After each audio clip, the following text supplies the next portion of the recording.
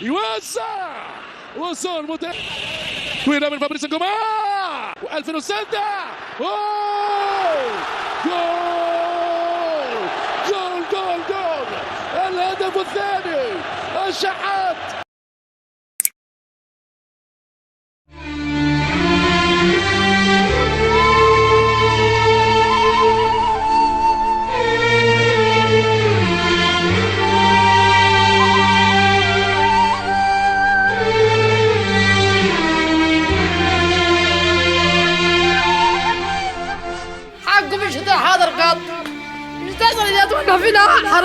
حرام كوكب. لما تكون واحدة كافرة تولع في جوزها تسمه الأول وبعد كده تولع فيه، ده يرضي مين؟ عزة ولعت في جوزها علشان خاطر سبب تافه جدا، سبب ما تتوقعوش من مشاكل الحياة. القلوب قست، سبب تافه ما تتخيلوش. قالت في التحقيقات ان هي ولعت في جوزها بسبب ان هو ما بيأكلهاش، ان هو ما بيشربهاش، ان هو ما بيصرفش عليها. فعلشان كده سميته الاول، وبعد ما سميته حطيته في زي باترينا وحطت عليه خمس ازايز بنزين وولعت فيه كمان في البيت. يعني ما وديتوش مكان، يعني ما راحتش مكان هنا ولا هنا، دي ما خافتش من اي حاجه خالص.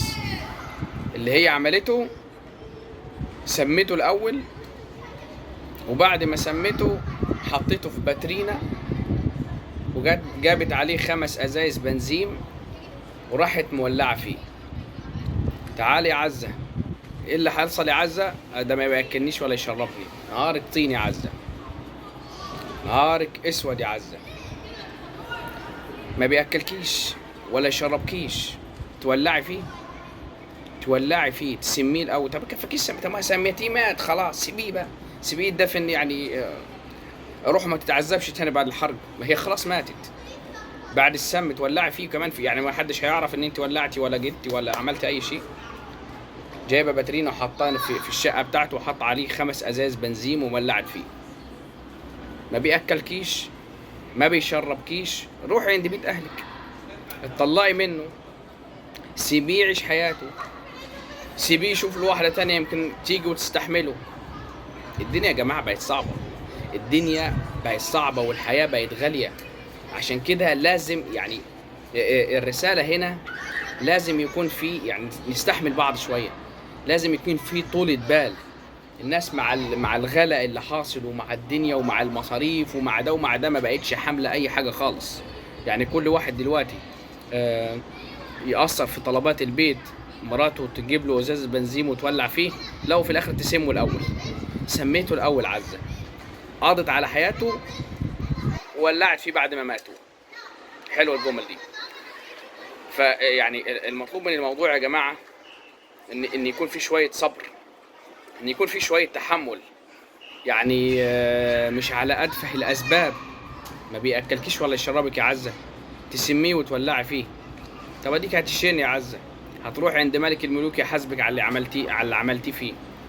مش عاجبك العيشه، اتطلقي، روحي بيت ابوكي، روحي اي مكان تاني. يا جماعه الحياه قاسيه قوي، الحياه قاسيه قوي، فلازم يكون فيها يعني صبر. لازم يكون عندك صبر، لازم يكون عندك صبر. وسبب ده كله البعد عن ربنا سبحانه وتعالى. البعد عن ربنا خلى قلوبنا جفت، خلى مفيش رحمه، مفيش رحمه. واحده تسم جوزها وفي الاخر تولع فيه، ده في ايه ده ما عندهاش رحمه ولا ده ولا دين ولا ما عندكيش ذره خالص، ما عندكيش اي حاجه من ده خالص. حسبي الله ونعم الوكيل.